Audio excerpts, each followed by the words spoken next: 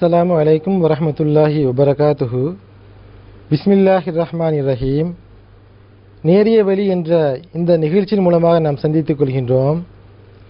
கடந்த நிகழ்ச்சியில் அஹ்மதிய ஜமாத்தின் மீதும் அஹ்மதி முஸ்லிம்கள் மீதும் செய்யப்படுகின்ற ஒரு முக்கியமான ஆட்சேபனைக்கு பதில் கூறினோம்.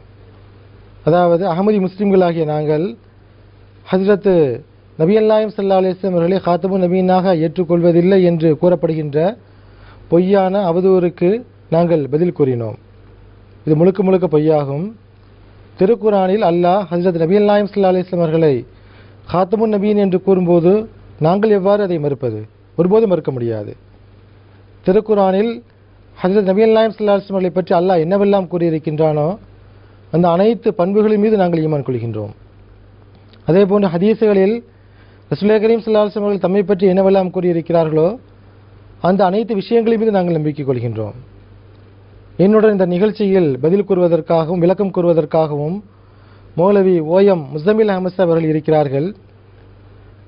சார், பொதுவாக இந்த ரசூலுல்லாஹி கரீம் ஸல்லல்லாஹு அலைஹி வஸல்லம் கடைசி நபி, இறுதி நபி என்று கூறுவதற்கு அவர்கள் எடுத்து வைக்கின்ற ஒரு முக்கியமான ஒரு சான்று என்னவென்றால், மார்க்கம் முழுமை பெற்று விட்டது, அருள் நிறைவு பெற்று விட்டது என்று கூறுகிறார்கள்.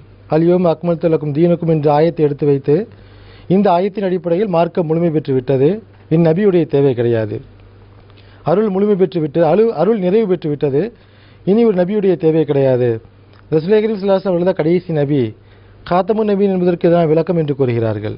இது பற்றி நாம் விளக்கம் கூறணும். அஸ்ஸலாமு அலைக்கும் வரஹ்மத்துல்லாஹி வபரகாத்துஹு. தாங்கள் குறிப்பிட்டது போல பலர் இவ்வாறு ஆட்சேபனை செய்கின்றார்கள். அதாவது திருக்குரான் அதிகாரம் 5 வசனம் 4 இவ்வாறு வருகிறது, அல்யௌம அக்மல்து லக்கும் தீனக்கும் வஅத்மம்து அலைக்கும் நிஅமதி. அதாவது இன்றைய நாளில் நான் உங்களுடைய தீனை, மார்க்கத்தை முழுமைப்படுத்திவிட்டேன். வஅத்மம்து அலைக்கும் நிஅமதி, மேலும் என்னுடைய நிஅமத்தை, அருள்கொடையை உங்கள் மீது நான் நிறைவு செய்து விட்டேன் என்று வருகின்றது. எனவே நிஅமத் என்ற அருள்கொடையை நிறைவு செய்துவிட்ட பிறகு நுபுவத்தும் அந்த நிஅமத்தில் தானே அடங்கும். பிறகு நிறைவு செய்துவிட்ட பிறகு மீண்டும் ஒரு நுபுவத்து வர முடியுமா என்பது அவருடைய கேள்வி. இதற்கும் நாம் திருக்குரானுடைய ஒளியிலேயே அதற்கு விடை தேட வேண்டியிருக்கின்றது. நாம் பொதுவாகவே சொல்லி வருகின்றோம், ஒரு விஷயத்திற்கு ஏதாவது கருத்து வேற்றுமை இருக்கிறதென்றால் குரானின் ஒளியில் நாம் அதற்கு சிந்திக்க வேண்டும், குரானின் ஒளியில் அதற்கு விடை தேட வேண்டும். இந்த அடிப்படையில் நாம் சிந்திக்கின்ற போது அல்லாஹ் தீனை பற்றி குறிப்பிடும்போது அக்மல்து என்று கூறுகின்றான். அதாவது நான் உங்களுக்காக உங்களுடைய மார்க்கத்தை முழுமைப்படுத்தி விட்டேன் என்று கூறுகின்றான். அதே போன்று தன்னுடைய நியமத்தை பற்றி அல்லாஹ் குறிப்பிடும்போது அத்மம்து அலைக்கும் நியமதி என்று கூறுகின்றான். அதாவது என்னுடைய நியமத்தை, அருள்கொடையை உங்களுக்கு நான் தமாம் செய்துவிட்டேன், நிறைவு செய்து விட்டேன் என்று கூறுகின்றான்.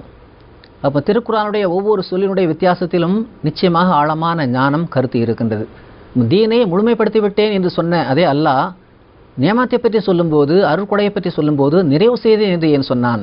அப்போ நிச்சயமாக முழுமைப்படுத்துதல் என்பது வேறு, நிறைவு செய்தல் என்பது வேறு. இந்த அடிப்படையில் நாம் பார்க்கின்ற போது இதே மாதிரியான நிறைவு செய்தல் என்ற வார்த்தை திருக்குரானில் வேறு நபிக்காகவும் வந்திருக்கிறதா? அப்படி ஒரு நபிக்காக வந்து அதற்கு பிறகும் நபி தோன்றியிருக்கிறார்களா என்று நாம் பார்க்க வேண்டும். அவ்வாறு இதே நியமத் என்ற வார்த்தையை மற்றவர்களுக்காகவும் பயன்படுத்தப்பட்டு அதற்கு பிறகும் நபி வந்திருக்கின்றார்கள் என்றால், அப்போ நியமத் என்ற அந்த வார்த்தை வந்ததன் காரணமாக அப்போது அந்த நியமத்தை பற்றி குறிப்பிடுகின்ற அந்த இடத்தில் நாம் தமாம் செய்தோம், நிறைவு செய்தோம் என்று சொன்னாலும் கூட அதற்கு பிறகும் நபி வந்திருக்கிறார்களா என்று நாம் பார்க்க வேண்டும். இந்த கோணத்தில் சிந்திக்கின்ற போது அதிகாரம் 12 வசனம் 7 இவ்வாறு வருகிறது, வயுத்திம்மு நியமத்தஹு அலைகா. அதாவது ஹஜ்ரத் யாக்கூப் அலைஹிஸ்ஸலாத்து வஸ்ஸலாம் அவர்கள் தன்னுடைய மகன் யூசுப் அலைஹிஸ்ஸலாம் அவர்களை பற்றி சொல்லும்போது அவர் தன்னுடைய ஒரு கனவை காண்கின்றார். அந்த கனவை சொன்னது பிறகுதான் இந்த வார்த்தை வருகிறது. அவர் சொல்கிறார், வயுத்திம்ம நியமத்தஹு அலைகா வாலா ஆலி யாக்கூபா கமா அத்தம்மஹா அலா அபவைக மின் கப்லு இப்ராஹிம வைசஹாக். இதனுடைய பொருள், இதற்கு முன்னர் அவன் தனது அருள்கொடையினை உமது 2 மூதாதையர்களான இப்ராஹிமுக்கும் இசஹாக்குக்கும் முழுமையாக்கியது போன்று உமக்கும் யாக்கோபின் குடும்பத்தினர் எல்லாருக்கும் அவன் அதனை முழுமைப்படுத்துவான். இங்கே 2 விஷயம் வருகிறது. 2 பேருக்கு அந்த நியமத்தை முழுமை செய்ததாக, நியமத்தை அவன் தமாம் என்ற அந்த நிறைவு செய்ததாக வருகிறது. ஒன்று, இதற்கு முன்னர் இசஹாக்குக்கும் இப்ராஹிமுக்கும் அல்லாஹ் இந்த நியமத்தை நிறைவு செய்திருக்கின்றான். அப்போ இப்ராஹிம் அவர்களுக்கும் இசாக் அலைஹிஸ்ஸலாம் அவர்களுக்கும் இந்த நியமத் என்ற அந்த நபித்துவத்தை இறைவன் நிறைவு செய்து கொடுத்திருக்கிறான். அதே போன்று உமக்கும் யாக்கூபின் குடும்பத்தினருக்கும் இறைவன் அதனை முழுமை செய்வதற்காக, நிறைவு செய்வதற்காக இவன் அல்லாஹ் இவ்வாறு காட்டியிருக்கிறான் என்று கூறுகின்றார்கள். அப்போ இங்கேயும் நாம் கவனிக்கத்தக்கது என்னவென்றால், அப்போ இப்ராஹிம் நபிக்கும் இஸ்ஹாக் அலைஹிஸ்ஸலாம் அவர்களை பற்றி கூறும்போது அல்லாஹ் அந்த நேமத்தை நிறைவு செய்தது என்று கூறுகின்றான். அப்போ நிறைவு செய்து என்று சொன்னால் அதுக்கு பிறகு நபி வர முடியாது என்று சொன்னால் அப்போ என்ன அர்த்தமாகிறது? இப்ராஹிம் அலைஹிஸ்ஸலாம் இஸ்ஹாக்குக்கு அப்புறம் அப்போ எந்த நபியும் வரவில்லை என்று நாம் நம்ப வேண்டியது வரும். ஆனால் யாருமே எந்த ஒரு முஸ்லீமுமே இந்த அர்த்தம் கொடுக்க முன்வர மாட்டார். ஏனென்றால் வரலாறு அதற்கு நேர்மாற்றமாக இருக்கிறது. இப்ராஹிம் அலைஹிஸ்ஸலாம் அவர்களுக்கு பிறகும், யாக்கூப் அலைஹிஸ்ஸலாம், இஸ்ஹாக் அலைஹிஸ்ஸலாம் அவர்களுக்கு பிறகும் அதிகமான நபிமார்கள் வந்திருக்கிறார்கள். அப்போ இந்த இடத்தில் அவன் நியமத்தை நிறைவு செய்வதற்காக என்று சொன்னால் அதோடு முடிந்து விட்டது, அதுக்கப்புறம் யாருக்கும் கொடுக்க மாட்டான் என்பது அல்ல. இப்ராஹிமுக்கும் இசாக்குக்கும் எப்படி இறைவன் அந்த நியமத்தை நிறைவு செய்தானோ அதே போன்று உமக்கும் உம்முடைய சந்ததிகளுக்கும் நிறைவு செய்வதற்காக என்றே யாக்கூப் நபி சொன்னதாக திருக்குரான் பதிவு செய்திருக்கிறது. திருக்குரான் பதிவு செய்திருக்கிறது என்றால் அப்போ இறைவனும் அந்த கொள்கையை அங்கீகரித்திருக்கிறான். ஒரு நியமத்தை நபி என்ற அந்த நபித்துவம் என்ற அந்த நியமத்தை இறைவன் ஒருவருக்கு வழங்கியிருக்கிறான் என்றால் அதை பற்றி அது தமாம் செய்யப்பட்டது, நிறைவு செய்யப்பட்டது என்ற வார்த்தை வந்தாலும் கூட அது அத்துடன் முடிந்துவிட்டது என்று அதற்கு ஒருபோதும் பொருள் கொள்ள முடியாது. அதற்கு பிறகும் இன்னொருவருக்கு அப்படிப்பட்ட ஒரு நுபுவத்தை வழங்குவது அந்த நிறைவு செய்தல் என்பதற்கு மாற்றமாக முரணாக அமையாது என்பதை இந்த வசனத்திலிருந்து நாம் தெரிந்து கொள்கின்றோம். இதே போல மார்க்கம் முழுமை பெற்று விட்டது, இந்த அருள் நிறைவு பெற்று விட்டது. இனி புது மார்க்கம் வர முடியாது. இஸ்லாத்திற்கு பிறகு புதிய மார்க்கத்தை அல்லாஹ் தரமாட்டான். அல்லாஹ்வுடைய அருளை வழங்கி கொண்டே இருப்பான். அல்லாஹ் தன் அருளை கொடுக்க மாட்டான்னு சொல்லி சொல்ல முடியாது. அந்த அடிப்படையில் தான் அங்கே கமால் என்ற வார்த்தை வருகிறது. அக்மல் என்று சொன்னால் நாம் அதனை முழுமைப்படுத்தி விட்டோம். மார்க்கத்தை பற்றி சொல்லும்போது அல்லாஹ் முழுமைப்படுத்தி விட்டோம் என்று சொல்கின்றான். இப்போ இந்த அடிப்படையில் கூட சில பேர் என்ன கேட்குறாங்கன்னா, நபிகள் நாயகம் ஸல்லல்லாஹு அலைஹி வஸல்லம் அவர்கள் முழு மக்களுக்காக வந்த ஒரு நபி ஆவார்கள். இதற்கு முன்பு யாரும் அப்படி வரவில்லை. ஏனென்றால் காஃபத்துல் லின்னாஸ் ரஹ்மத்துல் ஆலமீன் என்றெல்லாம் அன்னாரை பற்றி வருகிறது. உதாரணமாக 4:80, அதே போன்று 4வது அதிகாரம் 171, 759, 21:107, 22:50 ஆகிய வசனங்களை எல்லாம் பொதுவாக அஹ்மதி அல்லாதவர்கள் ஆலிம்கள் எடுத்துச் சொல்லி இதிலெல்லாம் ரசூல் ஸல்லல்லாஹு அலைஹி வஸல்லம் அவர்கள் முழு மனித குலத்துக்காகவும் வந்த நபி என்று சொல்லப்பட்டிருக்கிறது. எனவே இதற்கு அப்புறம் ஒருவர் வர முடியுமா என்று கேட்கிறார்கள். நாமும் இதற்கு என்ன பதில் சொல்கிறோம் என்றால், இந்த அனைத்து ஆயத்துகளையும் நாமும் ஏற்றுக்கொள்கிறோம். அதாவது நபிகள் நாயகம் ஸல்லல்லாஹு அலைஹி வஸல்லம் அவர்கள் ரஹ்மத்துல் ஆலமீனாக இருக்கிறார்கள்.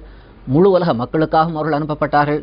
எனவே இந்த வசனத்தில் என்ன கருத்து சொல்லப்பட்டிருக்கிறதோ அதனை அப்படியே நாங்கள் ஏற்றுக்கொள்கின்றோம்.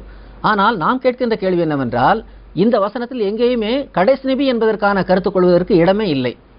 ஒரு நபி முழு உலக மக்களுக்குமாக அனுப்பப்பட்டிருக்கிறார் என்றால் அந்த வசனத்தை வைத்துக்கொண்டு இவர் கடைசி நபி என்று பொருள் கொள்வதற்கு எங்கே இடம் இருக்கிறது? அப்போ இவர்கள் இந்த வசனத்தின் மூலமாக கடைசி நபி என்ற தான் கற்பனையாக வகுத்திருக்கின்ற அந்த கொள்கையை நிலைநாட்ட விரும்புகின்றார்கள். ஆனால் உண்மையிலேயே கடைசி நபி என்பதற்கான எந்த முகாந்திரமும் இந்த வசனங்களில் இல்லை என்பதை நாம் தெளிவுபடுத்திக் கொள்கிறோம். ஒரு இடத்தில் கூட கடைசி நபி என்று அல்லாஹ் சொல்லல. கடைசி நபி என்ற ஒரு வார்த்தையை கூட திருக்குரானில் நாம் ஒருபோதும் காண முடியாது. இதையும் நாம் ஒரு சேலஞ்சாகவே எடுத்து வைக்கின்றோம். குரானில் எந்த ஒரு வசனத்திலும் கடைசி நபி என்ற வார்த்தை இந்த அர்த்தம் போடப்பட எந்த விதமான ஒரு சொல்லும் காணப்படவில்லை. அடுத்து இன்னொரு வசனத்தையும் கூட அவர்கள் எடுத்து வைக்கிறார்கள். குறிப்பாக கோவை அந்த விவாதத்தின் போதும் கூட அந்த நம்முடைய எதிர்த்தரப்பு அந்த ஆலிம் எடுத்து வைத்திருந்தார். அவர் என்ன சொன்னார் என்றால், திருக்குரானில் அதிகாரம் 6 வசனம் 20 இவ்வாறு வருகிறது, ஊஹிய இலையா ஹாதல் குரான். அதாவது ரசூல் ஸல்லல்லாஹு அலைஹி வஸல்லம் அவர்கள் சொன்னதாக இந்த ஆயத்தில் வருகிறது, இறைவன் இந்த குரானை என் மீது வஹியாக இறக்கி இருக்கின்றான்.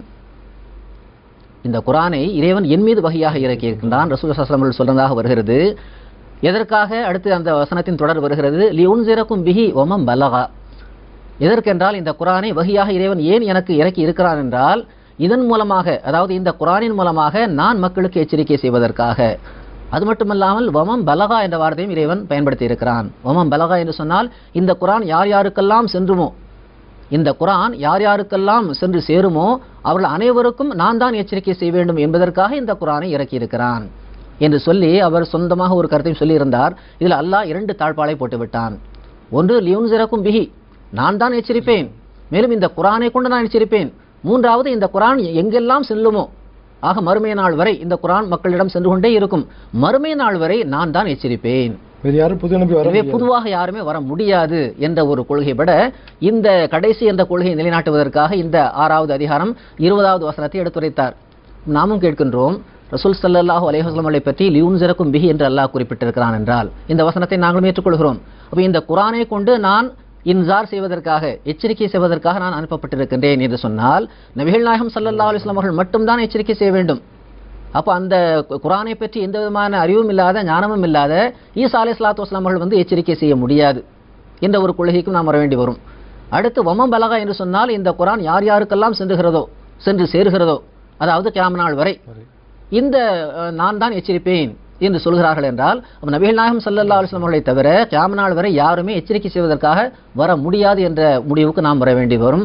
ஆனால் இதுவோ இஸ்லாமிய வரலாற்றுக்கு மாறுபட்டதாகும், ரசூல் ஸல்லல்லாஹு அலைஹி வஸல்லம் கூற்றுக்கு மாறுபட்டதாகும். ஏனென்றால் ரசூல் ஸல்லல்லாஹு அலைஹி வஸல்லம் அவர்கள் என்ன சொன்னார்கள் என்றால், நிச்சயமாக ஒவ்வொரு நூற்றாண்டின் ஆரம்பத்திலும் இறைவன் முஜதிதை எழுப்புவான், அவர்கள் இந்த தீனை தஜ்தீத் செய்வார்கள், புதுப்பிப்பார்கள் என்று சொன்னார்கள். ஆக அக்மல்து லக்கும் தீனக்கும் என்பது அப்படியே இருக்கும். குர்ஆனுடைய வசனத்தின் அடிப்படையில் தீன் முழுமை பெற்றுவிட்டது. அந்த முழுமை பெற்றுவிட்ட அந்த தீனில், மார்க்கத்தில் எந்த விதமான கூடுதல் குறைத்தலோ செய்வதற்கு யாருக்கும் அதிகாரம், உரிமை இல்லை. ஆனால் அதே சமயத்தில் அந்த தீன், அந்த குர்ஆன் தான் லா யப்கா மினல் இஸ்லாம், ரசூல் ஸல்லல்லாஹு அலைஹி வஸல்லம் சொன்னார்கள் தான். அதாவது இஸ்லாத்தில் அதன் பெயர் மட்டுமே எஞ்சி இருக்கும். ஒரு காலம் வரும் அப்போது குர்ஆனில் எழுத்து மட்டுமே எஞ்சி இருக்கும். ஆக இஸ்லாம் முழுமை பெற்ற ஒரு மார்க்கம் தான், திருக்குர்ஆன் முழுமை பெற்ற ஒரு வேதம் தான், அதில் எந்த சந்தேகமும் இல்லை.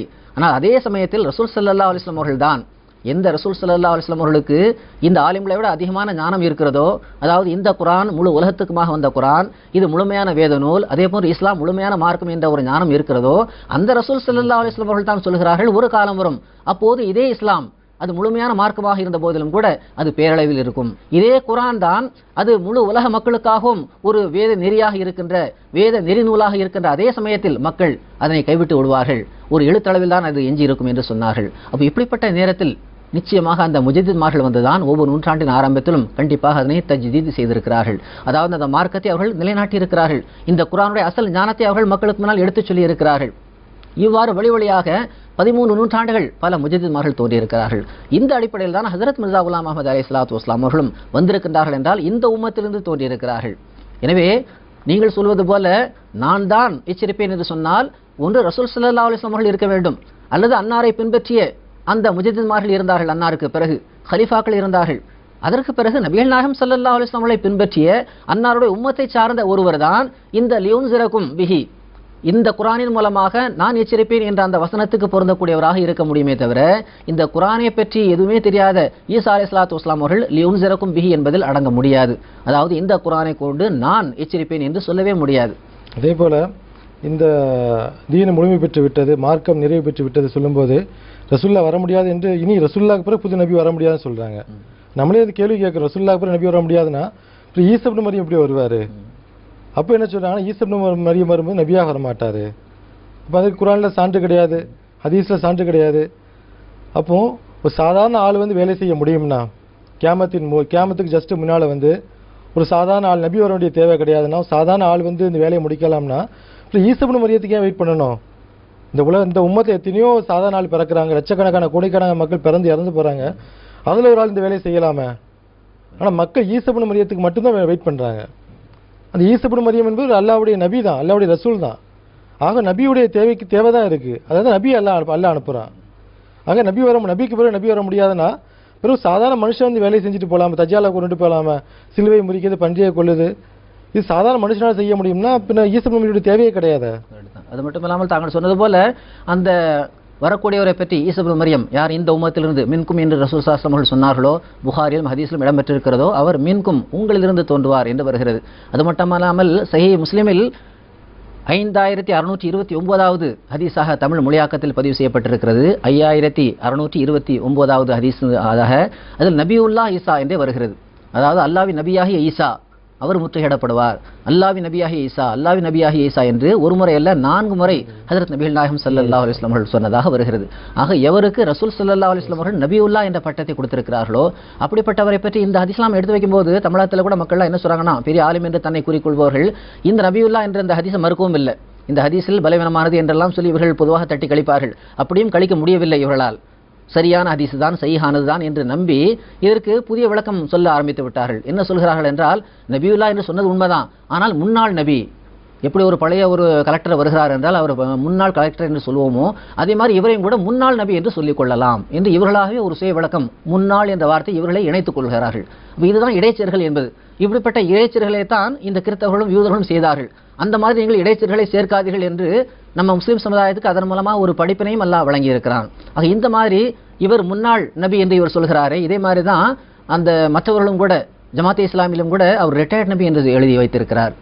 மௌதூதி ரிட்டையர்டு நபி என்று எழுதி வைத்திருக்கிறார். அப்போ எந்த அளவுக்கு பெரிய பெரிய ஆலிமாக இவர்கள் கருதப்பட்டும் கூட அந்த நபியுல்லா என்ற அந்த ஹதீஸை மறுக்க துணிந்து ஹதீஸில் ஒன்றை ரசூல் ஸல்லல்லாஹு அலைஹி வஸல்லம் அவர்களுக்கு ஒரு நபி பதவியை கொடுத்து விட்டார்கள் என்றால், நபியுல்லா என்று அவர்கள் சொல்லிவிட்டார்கள் என்றால், அந்த வாக்குமூலத்தை ஏற்பதுதான் ஒரு முஸ்லிமுக்கு அழகு.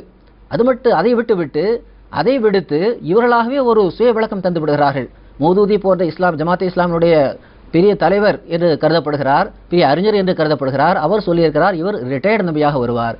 அப்ப இந்த அளவுக்கு ஒரு கேவலமான ஒரு நிலைக்கு இவர்கள் தள்ளப்பட்டிருக்கிறார்கள். முன்னாள் நபினா அவங்களே ரசூல்லா சொல்லி காமிச்சிருப்பாங்களே, நபி ஈசா நபி முன்னாள் நபி சொல்லி காமிச்சிருப்பாங்களே. இந்த ஆளுங்களுக்கு இருக்கிற அறிவு கூட ரசூல்லாக்கு இல்லையா? ரசூல்லா முன்னாள் நபி இன்னாள் நபினா சொல்லல, நபியுல்லான்னு சொல்லியிருக்காங்க. பொதுவாக நபி அல்லாஹ்வுடைய நபி தான். கரெக்ட்.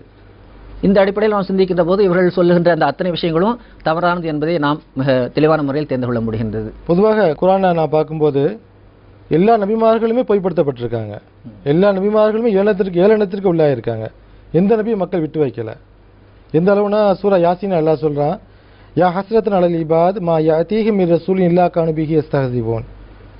அடியார்கள் மீது பரிதாபமே, அவர்களிடத்தில் எந்த நபி வந்தாலும் அந்த நபி அவர்கள் ஏளனப்படுத்துகின்றனர், பொய்ப்படுத்துகின்றனர். இதை எல்லா மக்களுமே ஒற்றுக்கொள்ளுங்க, எல்லா முஸ்லீம்களும் இதை ஒப்புக்கொள்றாங்க. எந்த நபி வந்தாலும் மக்கள் ஏளனப்படுத்துவாங்க, பொய்ப்படுத்துவாங்க. அப்போ ஆதம் நபி முதல் சுலேகரும் சிலாசனம் வரை எல்லா நபியுமே ஏளனப்படுத்தப்பட்டிருக்காங்க, பொய்ப்படுத்தப்பட்டிருக்காங்க. வந்தவுடனே அப்படியே மக்கள் ஏற்றுக்கொள்ளலை.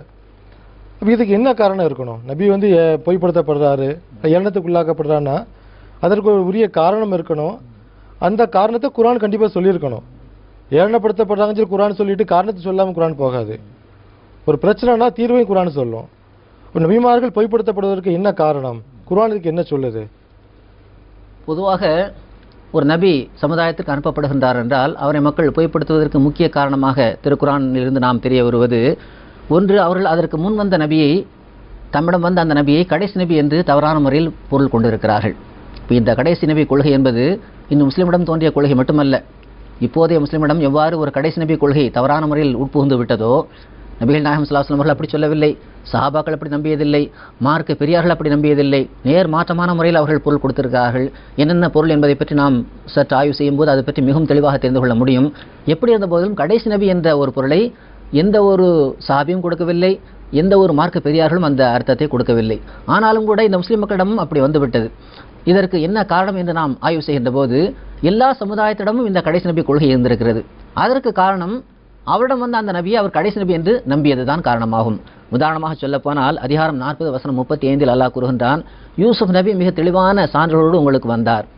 அவர் மரணமடைந்த போது அவருக்கு பிறகு எந்த தூதரையும் அல்லாஹ் ஒருபோதும் அனுப்ப மாட்டான் என்று நீங்கள் கூறினீர்கள். ஆக யூசுப் நபி அலைஹிஸ்ஸலாம் அவர்கள் மிக தெளிவான சான்றோடு தான் வந்தார். அவருக்கு பிறகு அந்த மக்கள் என்ன சொன்னார்கள்? இவருக்கு பிறகு அல்லாஹ் யாரையும் நபியாக ஒருபோதும் அனுப்ப மாட்டான் என்று சொன்னார்கள்.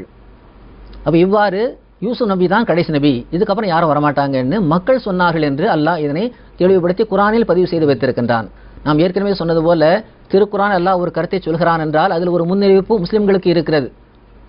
தேவையில்லாத ஒரு கருத்தை இறைவன் திருக்குர்ஆனில் கொண்டு வர மாட்டான். ஹஜ்ரத் மிர்சா குலாம் முஹம்மது அலைஹிஸ்ஸலாத்து வஸ்ஸலாம் அவர்கள் குர்ஆனுடைய ஒரு ஞானத்தை எடுத்து வைக்கின்ற போது இந்த ஒரு கோணத்திலும் ஒரு புதிய ஞானத்தை எடுத்து வைத்தார்கள். அப்போ நிச்சயமாக அதில் ஒரு முன்னறிவிப்பே இருக்கிறது. முந்தைய சமுதாயம் இப்படி சொன்னது என்று அல்லாஹ் கூறுகின்றான் என்றால் நீங்களும் அப்படி சொல்ல போகிறீர்கள், உங்களுக்கு அது எச்சரிக்கை என்ற அளவில் தான் அந்த வசனமே இருக்கிறது. அப்போ யூசுப் நபி காலத்தில் இவர் கடைசி நபி, இவருக்கு பிறகு யாரையும் அல்லாஹ் அனுப்ப மாட்டான் என்று எப்படி நம்பி வந்தார்களோ அதே போலதான் இந்த மக்களும் அந்த எச்சரிக்கையை புறக்கணித்து அதே மாதிரி நம்பக்கூடிய ஒரு நிலைக்கு இவர்கள் இன்று தள்ளப்பட்டிருக்கிறார்கள். அதே போன்று இது யூசுப் நபிக்கு சொன்னது தானே என்று கூட மக்கள் ஒரு சாக்கு போக்கை வைக்கிறார்கள். நாம் ஏற்கனவே சொன்னது போல அது ஒரு முன்னறிவிப்பு தான், முஸ்லிம்களுக்கும் அடங்கும். இருந்தாலும் கூட ரசூல் ஸல்லல்லாஹு அலைஹி வஸல்லம் அவர்களுக்கும் இது அடங்குமா, பொருந்துமா என்று பார்க்கின்ற போது திருக்குர்ஆன் 41வது அதிகாரம் 44வது வசனத்தில் அல்லாஹ் கூறுகின்றான், மா யுகாலு லக இல்லா மா கத் கீல லிர்ருசுலி மின் கப்லிகா. அதாவது உமக்கு முன்னர் வந்த தூதரிடம் என்ன கூறப்பட்டதோ அதுதான் உமக்கும் கூறப்படும். உமக்கு முன்னர் அந்த இறை தூதரிடம் என்ன சொல்லப்பட்டதோ அதே மாதிரி உமக்கும் சொல்லப்பட இருக்கிறது என்று ஒரு ஒரு எச்சரிக்கையாக அல்லாஹ் இதில் சொல்லியிருக்கிறான். அப்போ முன்னர் வந்த தூதரிடம் என்ன சொல்லப்பட்டது? யூசுப் நபினா என்ன சொல்லப்பட்டது? நீர் தான் கடைசி நபி, இவருக்கு பிறகு யாரையும் அல்லாஹ் நபியாக அனுப்ப மாட்டான் என்று ஒரு தூதருக்கு சொல்லப்பட்டிருக்கிறது என்றால் உமக்கும் அதே மாதிரி சொல்லப்பட இருக்கிறது என்ற ஒரு எச்சரிக்கையை இறைவன் 49வது அதிகாரம் 44வது வசனத்தில் எடுத்துச் சொல்லியிருக்கிறான். நிச்சயமாக இந்த மக்கள் ரசூல் ஸல்லல்லாஹு அலைஹி வஸல்லம் அவர்களை பற்றியும் இந்த மாதிரி இவர் கடைசி நபி என்ற ஒரு கருத்து சொல்ல இருக்கிறார்கள், இப்படிப்பட்ட ஒரு தவறான ஒரு கொள்கையில் வரப்போகிறார்கள் என்ற ஒரு முன்னறிவிப்பு இதில் பதிவாகி இருக்கிறது. அதே போன்று முன்னவர்களை எடுத்துக்கொண்டால் யூதர்கள் என்ன சொன்னார்கள் என்று பார்க்கின்ற போது யூதர்களை பற்றி முஸல்லமு சபூத் என்ற நூல் 170வது பக்கத்தில் இவ்வாறு வருகிறது, இஜ்மால் யஹூது அலா அல்லா நபிய பாத மூசா. அதாவது மூசாவுக்கு பிறகு எந்த நபியும் வரமாட்டார் என்பதில் யூதர்கள் ஒருமித்த கருத்து கொண்டிருந்தார்கள். அப்போ மூசா வந்த பிறகும் அவர் ஒரு முழுமையான வேதத்தோடு வந்தார். மக்கள் இப்படி தான் நினைச்சாங்க, முழுமையான வேதத்தோடு இவர் வந்து விட்டார், எனவே மூசாவுக்கு பிறகு யாரையும் இறைவன் நபியாக அனுப்ப மாட்டான் என்று யூதர்கள் ஒருமித்த கருத்தில் இருந்தார்கள் என்ற அளவுக்கு இதில் வருகிறது.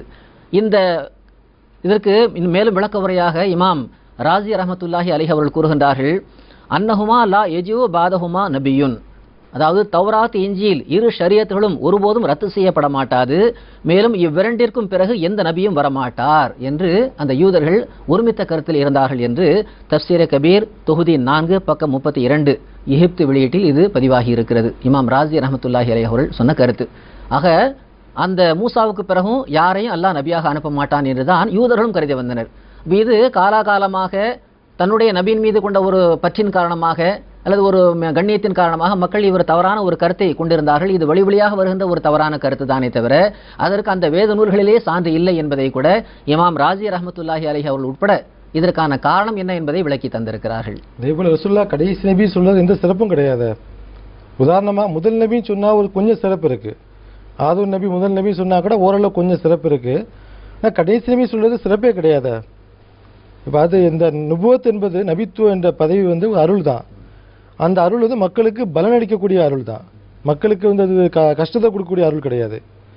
அப்போ அந்த நபித்துவம் என்ற அருளை வந்து ஆரம்பித்து வச்ச நபின்னு சொன்னால் ஒரு சிறப்பு இருக்குது, அந்த அருளை முடிச்சு வச்ச நபின்னு சொன்னால் எந்த சிறப்பும் கிடையாது.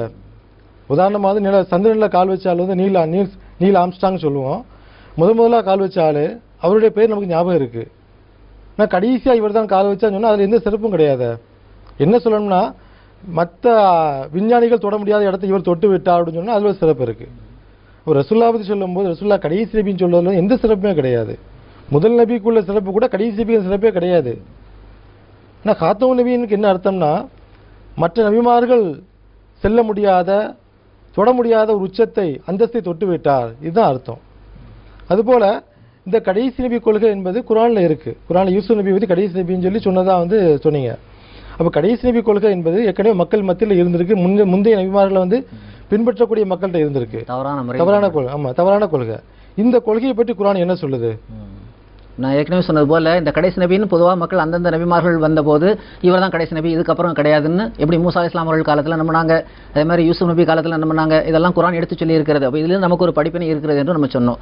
அதில் குறிப்பாக இந்த கடைசி நபி கொள்கையை பற்றி திருக்குரான் சொல்லும்போது அப்படி கடைசி நபி கொள்கை என்று கொள்வதற்கு நமக்கு இடம் இருக்கிறதா, நமக்கு அந்த உரிமை இருக்கிறதா என்று பார்க்கின்ற போது இந்த ஏற்கனவே நான் சொன்ன 40வது அதிகாரம் 35வது வசனத்தை யூசுப் நபி அலைஹிஸ்ஸலாம் அவர்களை பற்றி சொன்ன அந்த வசனத்தை தான் மேலும் தெளிவான முறையில் நாம் ஆய்வு செய்ய வேண்டியிருக்கிறது. இன்னாருக்கு பிறகு ஒருவரை இறைவன் நபியாக அனுப்ப மாட்டான், இவர்தான் கடைசி நபி என்று சொல்வதற்கு ஒரு மனிதனுக்கு உரிமை இருக்கிறதா என்று நாம் ஆய்வு செய்கின்ற போது இந்த திருவசனத்தை நாம் மேலும் தெளிவான முறையில் பார்க்க வேண்டியிருக்கிறது. அதில் வருகிறது பாருங்கள், 40-35 என்ன வருகிறது என்றால், வலக்கது ஜாக்கும் யூசுஃபு மின் கபுலு பில் பையினாத், அதாவது இதற்கு முன்பு உங்களிடம் யூசுஃப் மிக தெளிவான அத்தாட்சியுடன் வந்தார், தெளிவான சான்றுடன் உங்களிடம் வந்தார். பிறகு அவர்கள் வந்தது குறித்து நீங்கள் ஐயப்பாட்டிலேயே இருந்தீர்கள். இதா ஹலக்கா குல்தும் லை யபாஸ் அல்லாஹு மிம்பாதிஹி ரசூலா, அவர் இறந்த பிறகு நீங்கள் சொன்னீர்கள் இதற்கு பிறகு அல்லாஹ் யாரையும் ரசூலாக அனுப்ப மாட்டான், இறை தூதராக இவருக்கு பிறகு அதாவது யூசுப் நபி அலைஹிஸ்ஸலாம் அவர்களுக்கு பிறகு யாரையும் அல்லாஹ் நபியாக அனுப்ப மாட்டான் என்று நீங்கள் சொன்னீர்கள் என்று சொல்லிவிட்டு அல்லாஹ் கூறுகின்றான். அப்படி சொல்வது எப்படிப்பட்ட ஒரு கூற்று என்பதை பற்றி விளக்குகின்றான்.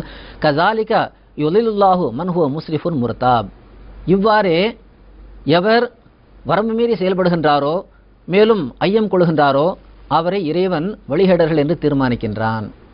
இங்கு என்ன வருகிறது என்றால், இப்படிப்பட்டவர்களை அதாவது இன்னார் கடைசி நபி என்று யார் சொல்லுகின்றார்களோ அப்படிப்பட்டவரை பற்றி அல்லாஹ் 2 பண்புகளை பற்றி சொல்லுகின்றான். அவர் ஹுவ முஸ்ரிஃபுன், அவர் வரம்பு மீறியவராவார். என்றால் நுபுவத்தை பொறுத்தளவில் நாம் ஏற்கனவே சொன்னோம், திருக்குரான் அது நேமத் என்று கூறுகின்றது, ஒரு இறை அருள் என்று கூறுகின்றது. அப்போ இறை அருட்கொடையை பற்றி அது இன்னாரோடு முடிந்துவிட்டது என்று சொல்லுகின்றீர்கள் என்றால் அப்படி சொல்லக்கூடியவர் தான் முஸ்ரிஃப், அதாவது வரம்பு மீறி செயல்படக்கூடியவர். அடுத்து அல்லாஹ் கூறுகின்றான் முர்தாப், அவர் ஐயப்பாடு கொண்டவராக இருக்கின்றார். எனவே இப்படிப்பட்டவர்கள் இந்த 2 பண்பையும் கொண்டவர்கள் தான் கண்டிப்பாக அந்த இறை நபி கொள்கையையும் வைத்திருப்பார்கள். ஆக இந்த கொள்கை ஒரு வழிகேடான கொள்கை என்றே அல்லாஹ் கூறுகின்றான். யுலில்லுல்லாஹ் என்றே அல்லாஹ் கூறுகின்றான், அதாவது எதிர்கால வினையில் சொல்கிறான். யுலில்லு என்று சொன்னால் அரபி கிராமரை தெரிந்தவர்களுக்கு தெரியும், அது நிகழ்காலம் மற்றும் எதிர்காலத்துக்காக வரும். இப்படி கொள்கை கொண்டவர்களை பற்றி அல்லாஹ் சொல்லும்போது இப்படிப்பட்டவர்களை அல்லாஹ் வழிகேடர்கள் என்று தீர்மானிக்கின்றான் அல்லது தீர்மானிப்பான் என்றுதான் எதற்கு பொருள்படும். எனவே இது யூசுப் நபிக்காக சொல்லப்பட்டது, இது நமக்கு பொருந்தாது என்று சில பேர் சாக்கு போக்கு சொல்றாங்க இல்லையா, அப்படிப்பட்டவர்களுக்கும் இது ஒரு சவுக்கடியாக இருக்கிறது. அல்லாஹ் இதனை ஏன் இந்த யுலுது என்ற குறிப்பிட்டான்? அப்ப யார் யாரெல்லாம் இப்படி கொள்கை கொண்டிருப்பார்களோ அப்படிப்பட்டவர்களை அல்லாஹ் வழிகேடர்கள் என்று தீர்மானிக்கின்றான் என்று மிக தெளிவான முறையில் வருகிறது. அடுத்து அல்லாஹ் கூறுகின்றான், இவர்கள் அதாவது இந்த வழிகேடர்களாக இவர்கள் அல்லதீன யுஜாதிலூன ஃபி ஆயாத்தில்லாஹி பிகைரி சுல்தானின் அதாஹும், இந்த வழிகேடர்களாகிய இவர்கள், அதாவது கடைசி நபின்னு சொல்லக்கூடியவர்கள் இருக்கிறாரே இவர்கள் வழிகேடர்கள். அப்படிப்பட்டவர்கள் அல்லாஹ்வின் வசனங்கள் தொடர்பாக அல்லாஹ்விடமிருந்து தங்களிடம் வந்த எந்த சான்றுமின்றி வாக்குவாதம் செய்கின்றனர். ஆக அல்லாஹ்விடமிருந்து எந்த சான்றும் இல்லாமல் தான் இப்படி இறுதி நபி கொள்கையை இவர்கள் வாக்குவாதம் செய்கின்றனர் என்று அல்லாஹ் திருக்குர்ஆனில் பதிவு செய்திருக்கின்றான்.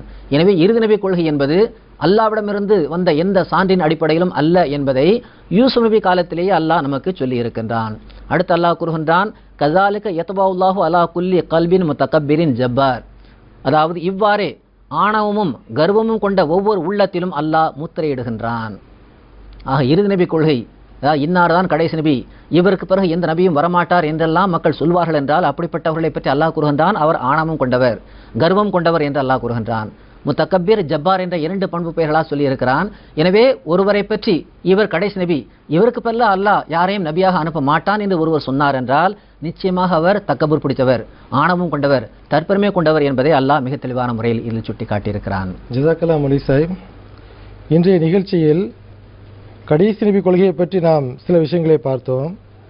அதாவது ஹஜ்ரத் யூசுப் நபி அலைஹிஸ்ஸலாம் அவர்கள் இறந்த பிறகு மக்கள் அவரை பார்த்து இனி இவருக்கு பிறகு அல்லாஹ் நபி அனுப்ப மாட்டான் என்று கூறியதாக திருக்குர்ஆனில் அல்லாஹ் பதிவு செய்து வைத்துள்ளான். யூசுப் நபி இருக்கும்போது இந்த கொள்கை வரவில்லை, இறந்த பிறகுதான் இந்த கொள்கை வந்திருக்கின்றது. அதே போல் தான் ஹஜ்ரத் முஹம்மது நபி ஸல்லல்லாஹு அலைஹி வஸல்லம் அவர்கள் உயிரோடு இருக்கும்போது இந்த கொள்கை ஒருபோதும் வரவில்லை.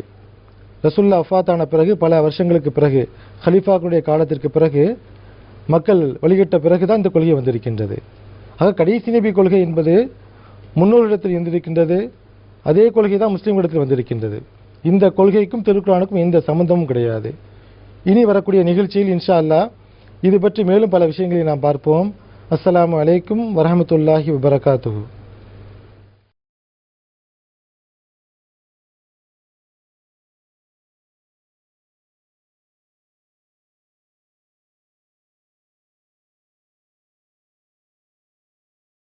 ما كان